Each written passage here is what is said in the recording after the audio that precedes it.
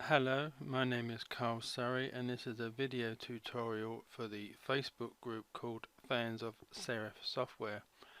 Now this is part 2 at a look at trying to recreate Chinese painting, Chinese art that one of the group members asked for. Now in part 1 was mainly about preparation, adding new brush tips, adding some keyboard shortcuts which I feel should be part of Affinity Photo anyway, and some third-party software like Photo Sketcher and Nix Collection to give you the extra filters that aren't available in Affinity Photo. So I'm assuming that you've watched that and done all that, so I'm not going to sort of go over that again. But when we finished the part 1, I ended up with this image here. So I can close this down, and we're now going to move on to working on this image. Now I'm going to use this image and I'm going to do it in 3 different ways, and unlike the first part 1 where I built up the image by using cutting out the tiger and then added bits to it and built up a whole image, this time we're going to work on a whole image and trying to make this to look like Chinese art, although I think the second one it'll be more it's going to be looking more like Japanese than Chinese, because for a start this is a Japanese pagoda, it's not a Chinese one. This was like the best pagoda picture I could find, and it's adequate for this tutorial. So it doesn't have to be Chinese as such. But also, if you saw part 1, you'll see that I have some Japanese brush tips, so I might as well use those as well.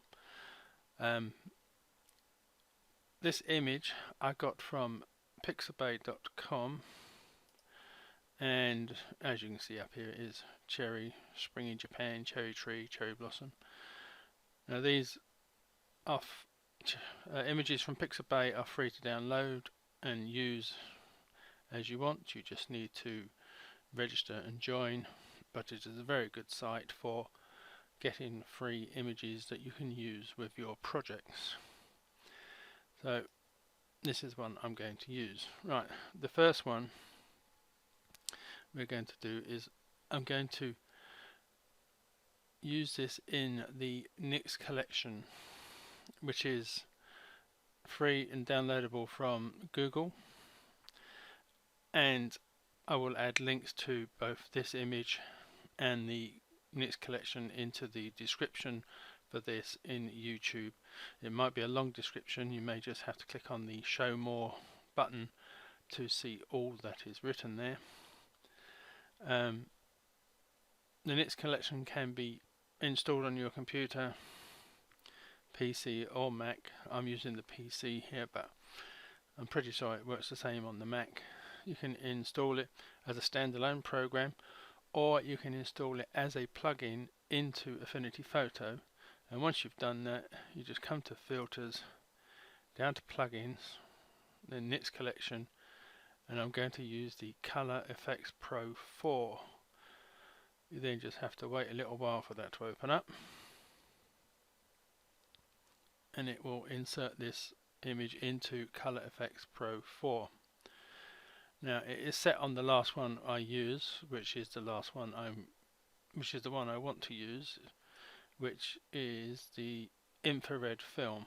And as you can see over here in the option, it's got infrared film. Now and on this side you have the options for changing the various settings. These are like the default settings. In fact, it's remembered those settings as well, I think, looking at it. But yes, I think it has. But you got these, the drop down menu, we got various different types of presets, but I'm going to leave it on preset number 1, and I moved the lighten highlights up to, I did it 85, I'll just nudge this up slightly a bit more just to make show that I've altered it. So I'll move it up to 89. Brightness, I'll leave it the 49 where I set it before. Contrast, again, where I set it before, which is 50%. Shadows, you won't actually see the setting until you come over the cursor over, so I've got shadows at 6% and highlights at 100%. I haven't altered any of these other settings, so I'll just click OK, and then this will return this back to Affinity Photo with the alterations made. So now we want to, I'm going to add one of the Chinese symbols that I downloaded previously, and what I'm going to do is I'm going to add a new pixel layer above this background and come to the paintbrush tool. The color is set on black, and the brush tips, again, it is already set on these ones that I downloaded, which is also part of the part 1 of this tutorial. And then it's just a case of picking one that I want to use. And as you can see, as you put the cursor over, it will tell you what the different Chinese symbols stand for. So I'll go for Harmony. And these are all quite small, but you just need, if you use the square bracket keys, you can increase the size. And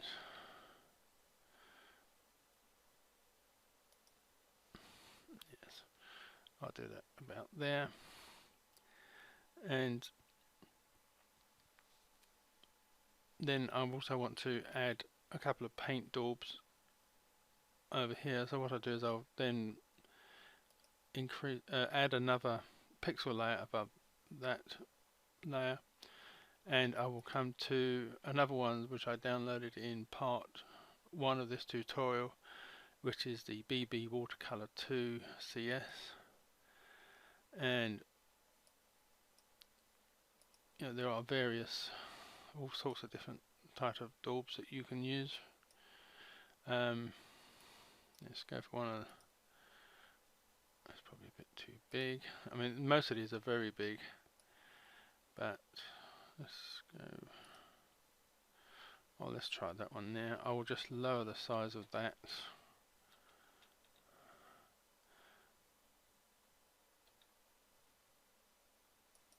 That one there.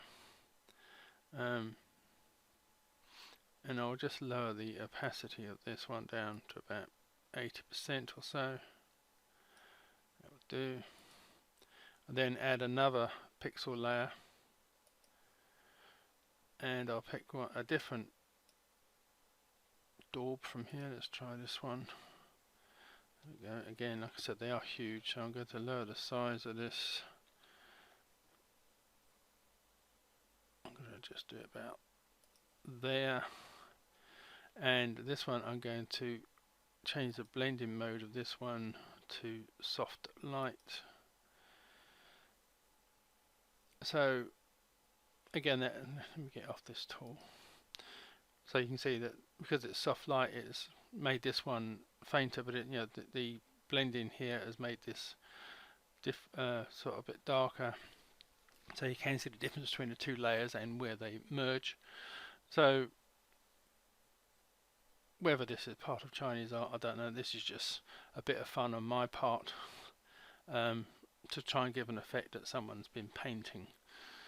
So basically, this is the end of the first attempt of changing this pagoda image to look a bit more like Chinese art or Asian art. So I will now reset this and come back to the original pagoda picture, so I'll be back in a little while. Okay, I have reloaded this pagoda image. I did forget to mention before I went away at the end of the last one, you know, is to save and or export the file but when you do save it or export it, choose a different name than it came in as, then that way you've always got your original safe and sound. Let me just go back to the basic brushes here. There we go, and put it on colour. Right, so assuming this is like a brand new picture, I've installed this, and we're now going to move on to the next version, which is going to be more my interpretation of Japanese rather than Chinese art, but hopefully this will be okay with everybody. And first thing I want to do is to duplicate this layer. You can do this either by right clicking and coming to duplicate, or just press Ctrl and J. We now have two versions of this layer, and then I'm going to sorry, I need to come up to layer and then invert, so it will make it like an infrared version of the layer. And we just want to change the blending mode from this drop down menu over here to color dodge. And this one basically means you by the looks of it, you can't see too much on screen at the moment. We just need to add a filter, and it needs to be a live filter. So you can come up to layers, new live filter, and Gaussian blur filter. And then it's just a case of when you move this slider along, more of the image will become visible. If you go up to like 100%, some of the color comes back. So really it depends on the effect that you want to have. You can have just a hint of color, or no color whatsoever. But I'm going to go for roughly about 3 pixels. 3.3, that is close enough. And then just click on the X.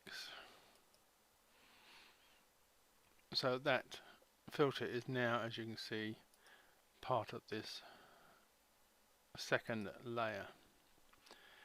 Right. If, like me, you are going for a more sort of black and white pencil image, and you do have a hint of color, I do have a bit of hint down here. You can add a hue saturation slider adjustment, and then just knock back the saturation right away to -100, and then hopefully just get rid of any of the color that may be remaining. But if you're going to go for a bit of color in your drawing image, whatever it is you're using, then you don't really need to do that last part. So now we need to make a selection of the sky area, and to do that we are going to use the flood selection tool. You can just click on the icon over here, or just press W on your keyboard, and you want to make sure that new is selected and have a tolerance of about 10. Okay, so we are going to make a selection of the sky area, but that'd be pretty impossible to do at the moment because everything is virtually the same color, be it black, grey or white. So what we need to do is to take the tick out of this top layer and this layer, so the background layer is visible. You need to click to highlight that layer, so this is the layer we are working on. So the selection tool now has the blue pixels to work with and can work out what to select. So just click once somewhere in the sky and it will make a selection. Then if you change the mode from new to add, it will add to that selection. So just click somewhere else that hasn't been selected yet. That is still part of the sky area, and you can pretty much see that it's done a pretty good job around the pagoda and even around the tree. Now the tree, as you can see, there is some blue in the tree, so if I just zoom in and bring this over here, I'm just going to click and select some of the blue areas within the tree. How fussy you are when you do this is up to you. I'm not going to go too mad because it will make this video very long, but let's select this area down here.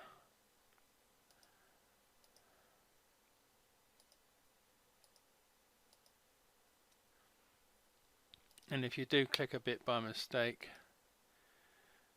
you can then come to the subtract mode, click on it again, it should take it away, and then go back to the add mode and carry on.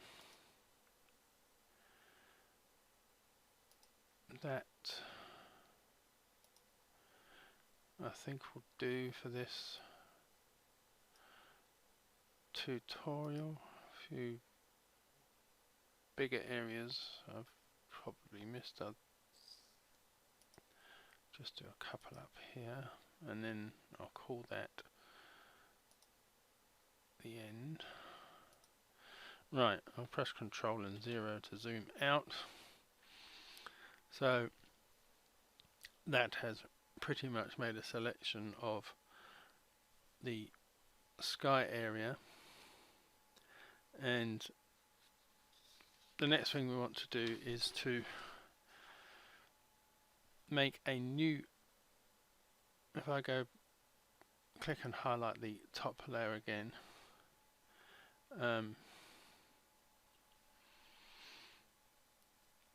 and then click on make new pixel layer.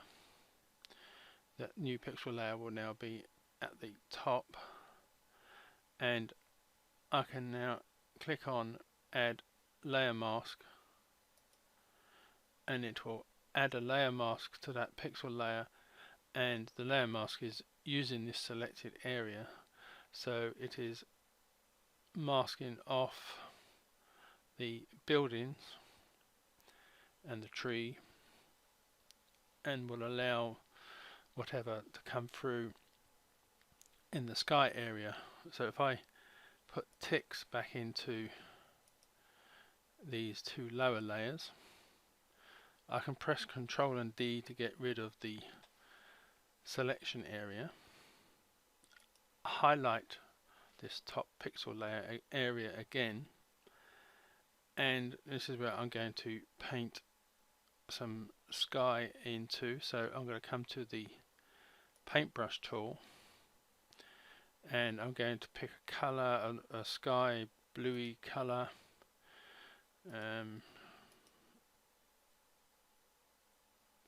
maybe a tad dark, yeah, a bit dark, about there. And you know, I mean, at the moment it's still set on this paint daub effect that I used earlier, but I'm going to come to the brushes, and I'm going to come to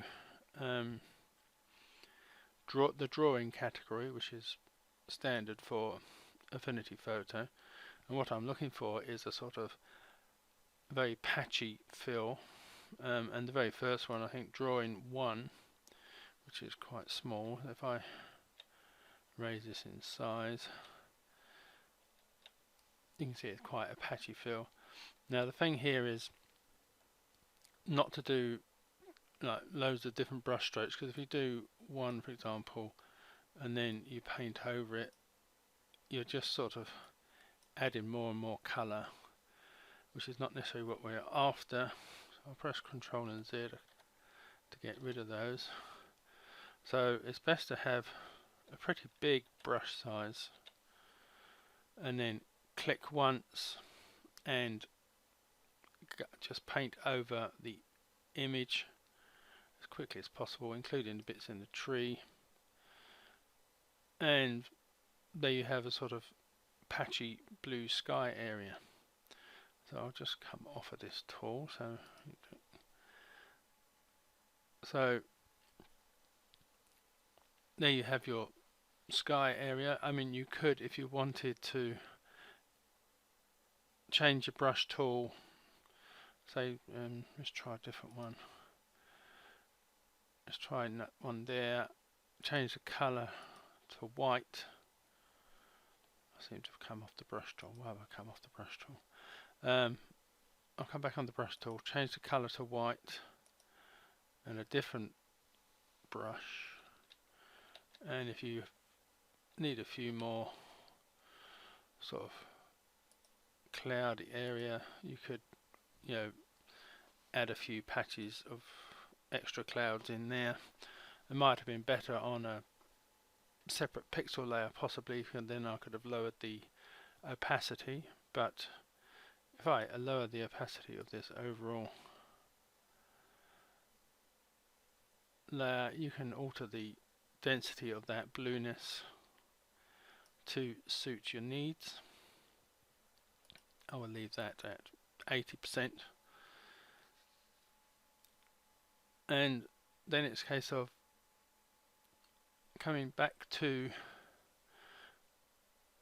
this layer here, but this time click and highlight the icon for the mask.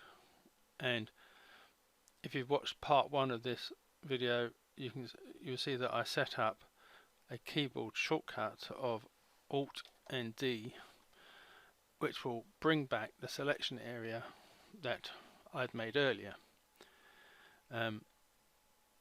Now this time I've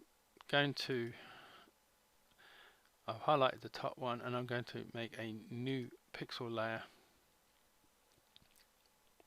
No, I won't. That's not what I want to do. Sorry. Press Ctrl and Z. Let me come off this tool. So I have this selection area back, and I want to invert it so it is the sky that will be blocked off, and it is the building that we are going to affect. Now before I do that, I just wanted to say that what you could do, if you wanted to, before I've make this selection, you could have made a new pixel layer and then did this inversion and then painted a new colors onto the building. I'm not going to do that, but that is an option that you could have done. But what I'm going to do is that I've got this selection area back. I'm going to come to the select menu and then invert pixel selection, or you can do Control Shift and I. It's very difficult to see any change, but what is now changed is it is now the bottom half of this image that is selected, not the top half. And what I'm going to do is I'm going to add a levels adjustment, and if I come back to the layers panel, you can see the levels adjustment has been added, but it's also comes with its own layer mask, and it's very hard to see from that icon there, but the layer mask is protecting the sky, and it will only affect the building and bottom half of this picture. So I'm going to alter this so that the black level is at about 50%. There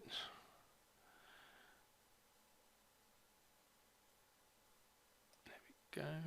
The white level I'm going to bring down to about 80, 87, 80%, and the gamma I'm going to come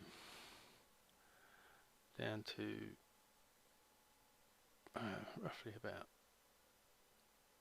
there, I think, which is 0.686, and then I can just press the X to get rid of that, press Ctrl and D to get rid of the selection area. So now the bottom half of the building is a much more sharper, darker outlines. And so all I'm going to do now is to add another pixel layer to the top of this pile. I'm going to swap the brushes over to what is called Chinese stamps, but like I said in part 1 of this tutorial, is that when you put the arrow over these, it says Japanese stamps. So I'm going to come to the brush tool, make the color black. I'm going to use my shortcut keys, which is Alt and X, to get back to default colors, make that black, and I'm going to just pick one of these. I'll make it a bit bigger like that, and I'll pick another one. Now unfortunately all these just say Japanese stamp. What the actual meaning of them are is I've absolutely no idea, so I could be swearing or something for all I know. I'm going to make these roughly about the same size, that's about it. Oh, no it's not. There you go, I'll put it next to that one. And then I'll just maybe lower the opacity just a very small bit to hopefully give it a more painted feel. So let me come off that tool. That is version 2 finished, or what might be a more Japanese style. If you don't like the blue, you could always add another adjustment to that to make that black and white, to give it an overall feel, or much like the tiger picture, you could add a sepia adjustment at the top and alter it that way.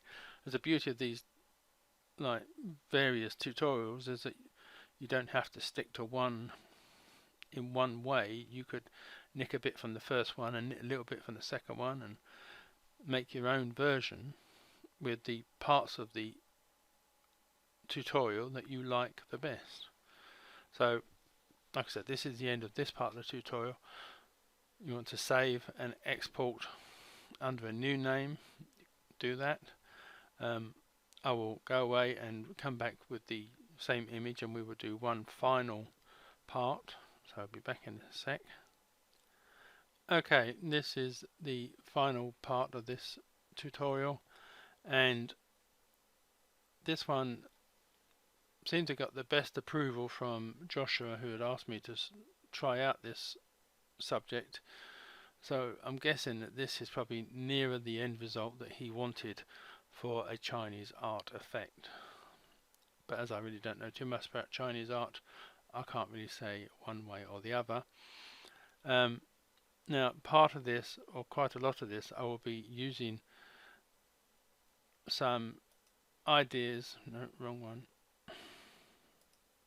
ideas I got from Serif's own video, which is abstract ideas. It is well worth looking at, and I will add a link to that again to the descriptions. So the first thing that we want to do is to,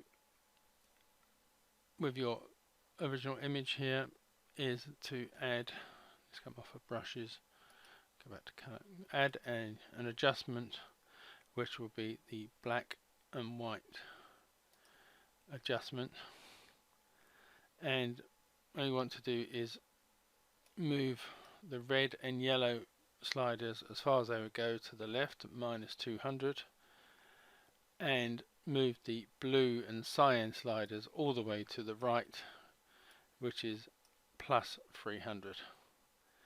So then you have this like very bleached out image. So you can then just close that down, come back to the layers menu, Then I'm just going to change the blending mode from normal to multiply, which will bring back some of the color into the image. But I am also going to add an adjustment of the Recolor Adjustment, and I'm going to type this in.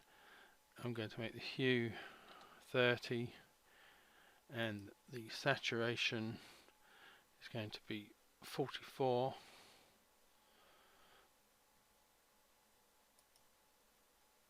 and I'm going to make this blending mode soft light. So again, we've toned down the overall colours, but you've still got a blue sky and a slightly sepia looking foreground.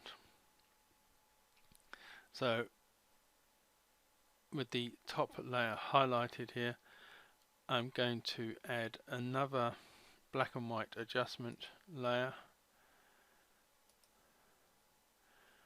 but I'm not going to alter any sliders, nor am I going to change the blending mode. I will leave that on normal.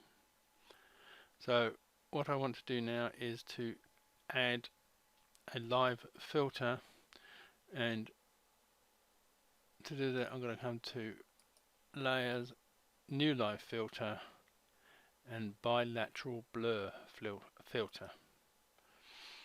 Now let me just close that down a second. When you add a live filter, it will add it to the currently highlighted layer. So this is now nested with this black and white adjustment layer, but that is not what we want.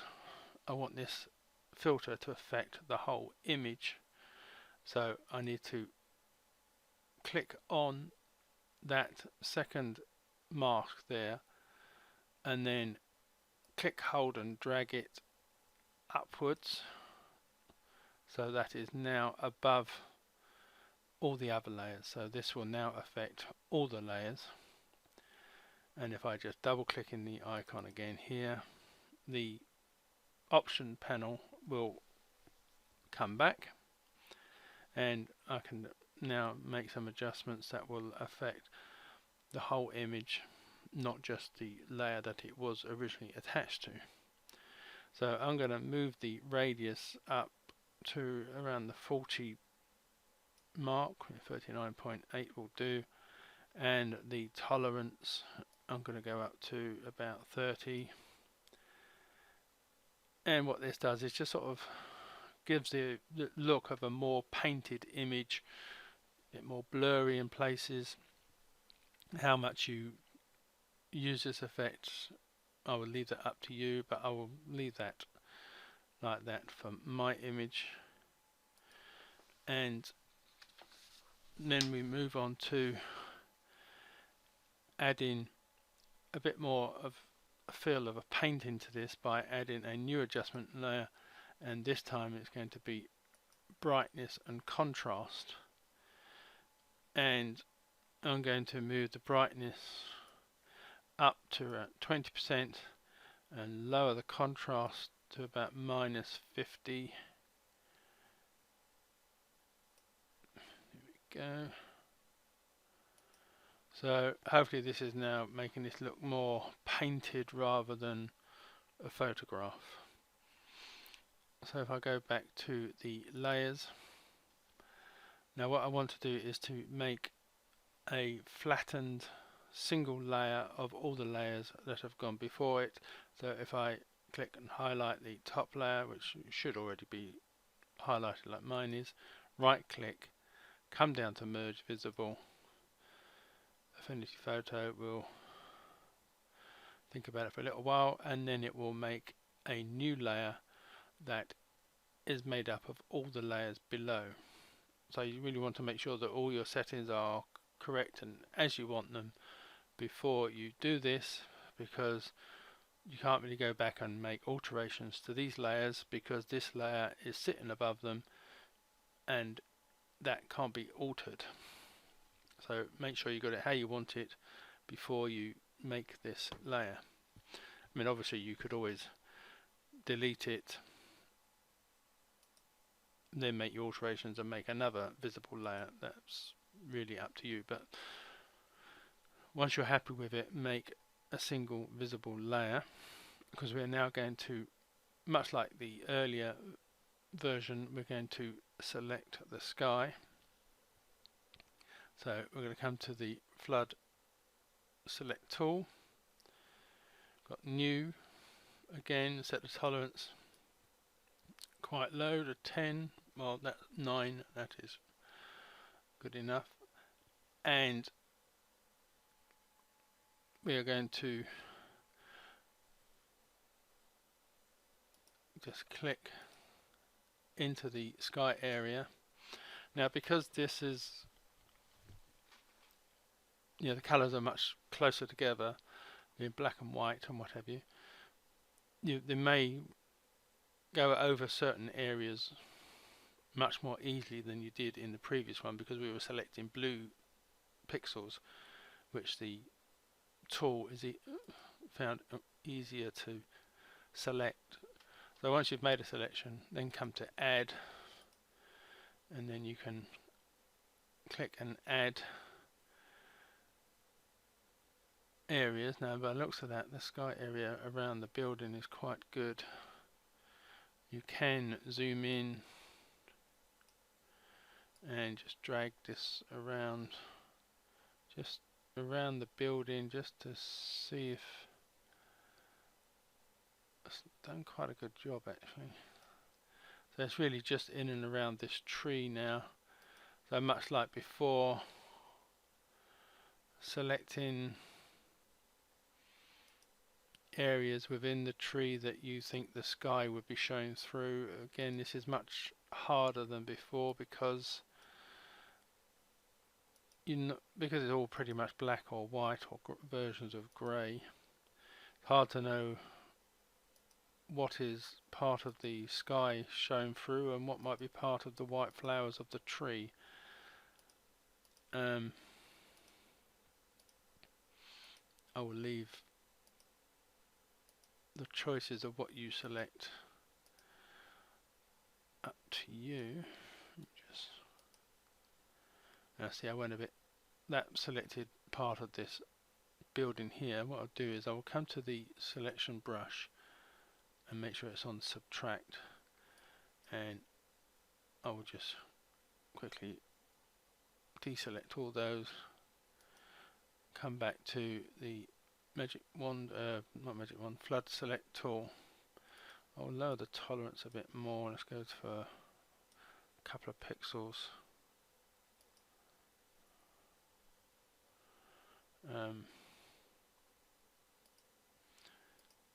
And then hopefully it won't select too much of that building with a lower tolerance. There we go. I think that's going to be good enough. I'll press Control and 0 to zoom out.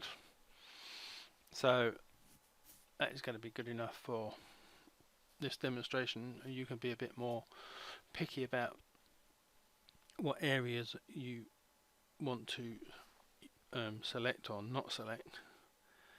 So much like before, we're going to use the select menu and then invert pixel selection. So again, we are now protecting the bottom half of the picture, and the top half of the picture will not be protected. And what I'm going to do is press Control and J,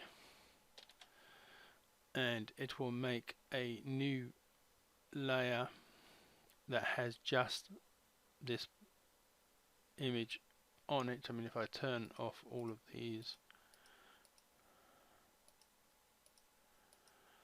there you go, you can see it's just got that image on it. In fact, I can leave those ones turned off because they're not being used. It's only this flattened layer that is now being used. But I'll just re-highlight the top layer. but I will press Ctrl and D to remove the selection area, and now once I've selected this top layer, I can add the paintbrush tool, and we'll swap the brushes over back to the the BB watercolor 2. Let me just pick one of these at random. I need a color, and again I want a blue color. Now, unlike before where I did a single sweep of the color, this time I'm going to sort of deliberately just do one click. And what I should have done, let me press Ctrl and Z, was to make a new pixel layer, which I forgot to do, so that this time it's not going behind. Oh, I'm so silly sometimes. Sorry for the error. I'm not going to edit this out. Let me delete that. I need to come to the layer below and paint onto that, because the layer above just has the building. It will be protecting or hiding the sky behind it. So I'll just click once there, go back, pick a different brush,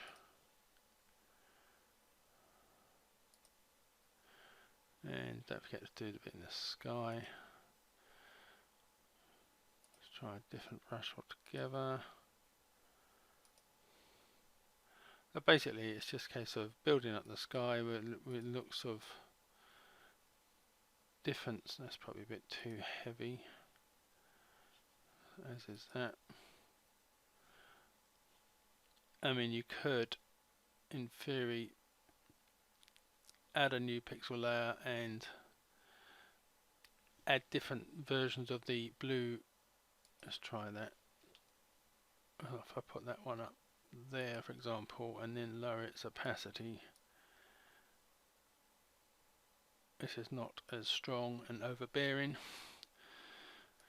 But I'll come back to this layer and just try various ones, just to fill up the sky area, but to give it that look of like it was painted.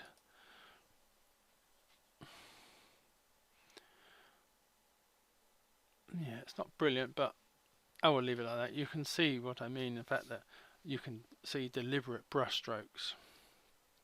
You could probably find better brush tips that will do that than the ones I've selected. But as you can see that they are different brush strokes. So really it's just a case, the last thing to do here is to add a new pixel layer and select a Chinese symbol to add. What we got here? We got, what did you say this was? Wisdom. Yeah, we'll go for wisdom. Change the color to black. Press Alt and X to get black back. And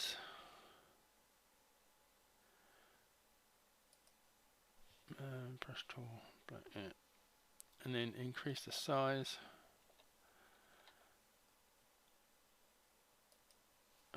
That there. Now, if you don't like the blue background that we got there, what I can do is add a new adjustment, a layer above. You can even go above this top pixel layer here, but I will leave it on that one. But I will go to black and white, and if you drop the blue and the cyan down, as that layer, the sky layer, is the only one that's got any real colour in it. You can make the sky black and white as well, or grey, and there you would have the finished result of a Chinese style image. Hopefully a Chinese style image anyway. So that is this tutorial finished. I hope that somebody and everybody has got something from it. I'm very sorry to any Chinese people that might be watching who are probably laughing their socks off thinking that I know what Chinese art should look like, but this has been my best attempt. Thank you for watching, and goodbye.